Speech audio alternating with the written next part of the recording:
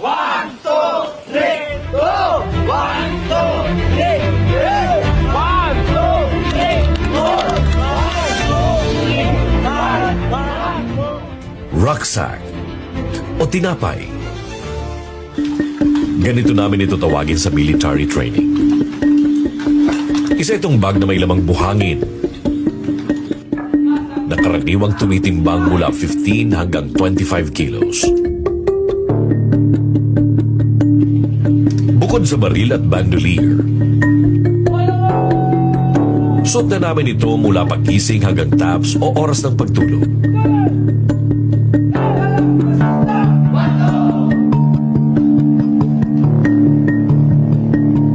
Sa unang tingin tila magaan.